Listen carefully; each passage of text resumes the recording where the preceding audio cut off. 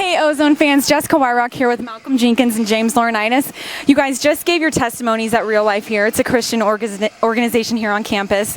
And, you know, it's really touching what you guys were saying about being a Christian in the NFL. And I just want to ask you guys, when you were drafted and, you know, you started practicing and you got into all that, do you feel like you're a minority in the league because of your faith? Do you feel like you're constantly defending what you believe in? I wouldn't say that we're constantly defending it, but I think we definitely are a minority, and the responsibility of it is big because everybody's kind of watching. You know, we're the guys in the locker room that, you know, people are kind of waiting for us to mess up so they can, you know, point their finger at it. And so it's kind of a burden as far as just the responsibility of it, but, you know, it's what God calls us to do. And, you know, we're not perfect, we don't try to be, so we try to be transparent, but we're definitely, it's not the norm in the NFL. How about you, James?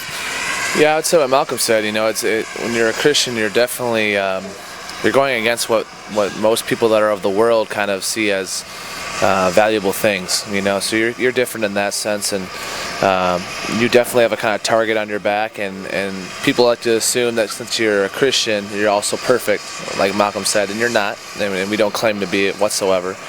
But you just have to know that you're an ambassador, and when you're a Christian, you stand as, you know, back in the day in the Bible, it was Christ ones, you know, the guys that are different. So how are you different than the other guys in the locker room? And it's a challenge, but, you know, that's what God's called us to do, like Malcolm said. So, I guess we'll start. Guys, what's your favorite moment since you've been in the NFL?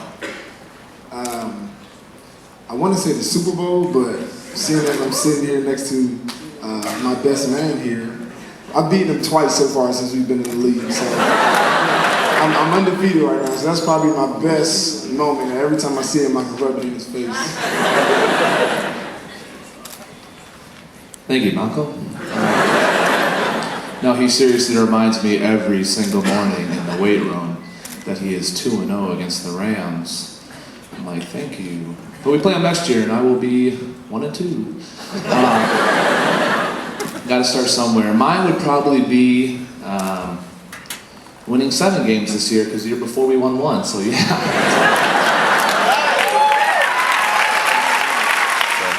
And, you know, speaking of the locker room, how have you guys incorporated what you believe in, you know, maybe some of the things you've said to your teammates or, you know, to the fans in New Orleans and St. Louis? Just kind of talk about what you've done, maybe.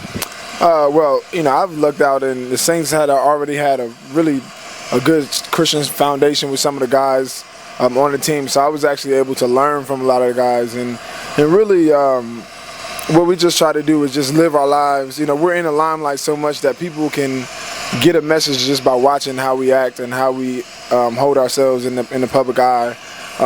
So just making sure that you live the right way and you show that God is first in your life and everything you do, that in itself kind of gives a message to the city that you live in, to the community that you're a part of, and, you know, everything else follows from there. Right. Yeah, I mean, I was blessed to be able to come to an organization that had a good kind of foundation already set as far as Bible studies and spiritual leaders in the locker room. So when you go into a situation like that, you just try to find those guys and really grow and learn with them. And you know, there's a couple of players that I've been by, and they're just an inspiration to me. And now it's kind of how do you act and kind of lead in a way where your actions are kind of there for not only the younger guys that are coming up looking at you as a leader, but also the other guys in the locker room that maybe have an idea or maybe a seed planted in them about what it's like to be a Christian. Maybe you just kind of continue to water that and kind of see how that works. Right. Tell us what you miss the most about being gone from Ohio State.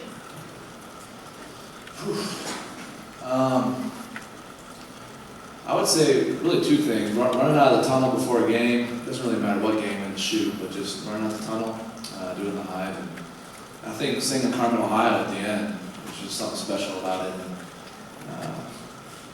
those 2 things. I'm giving you this mic.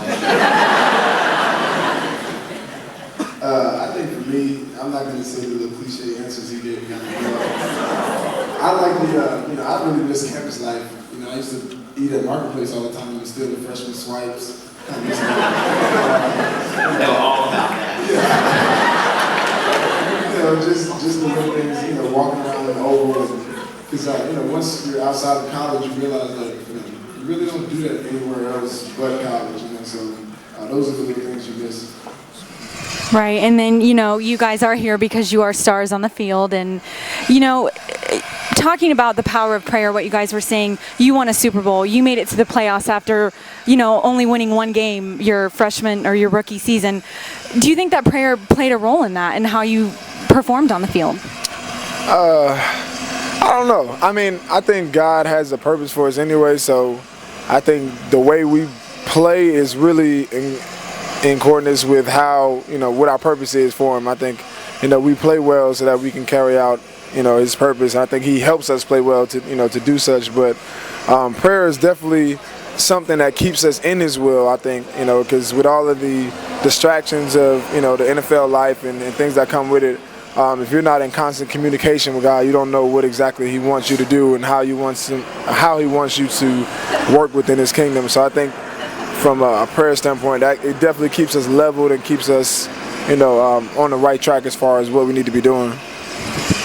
Yeah, I'd say the same as Malcolm. I mean, prayer kind of keeps you, like you said, in His will and just making sure that you're, asking for safety and stuff like that, but just mostly aligning what your goals are, your motives are with what God wants for you. I don't think He chooses a winner or a loser. If a guy's not going to choose the winner of a Super Bowl and say all the other 31 teams He doesn't care about and love. But I think it's just something that you realize it's a reflection of how grateful you are to be there. How can I do this profession that I've loved since I was in 4th grade? How do I do that for His glory out there? And just that's just being an example in the locker room. Whether you're praying before a game or on the sidelines or what you're doing, guys will notice that as well. So in some way, it's going to reflect glory on Jesus.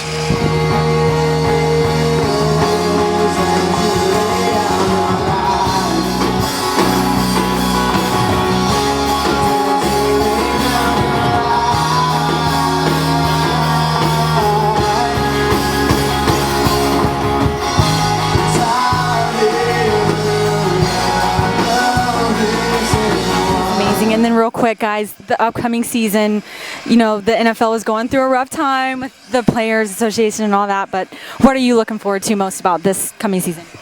Really just seeing what God's going to do with this next season. My first year was a Super Bowl. Last year, I changed the position, but had an awesome year at a new position. So, my first 2 years have been amazing. I'm definitely looking forward to see what God has in plan for this third year. How about you? How many sacks are you predicting you're going to get this year? I don't know. I like Malcolm. It's going to be interesting to see kind of what happens with our squad. We've grown a little bit. We have a much tougher schedule this upcoming season, and we'll see if the guys can continue to grow and get better, and what additions that we grab from free agency or the draft whenever that happens.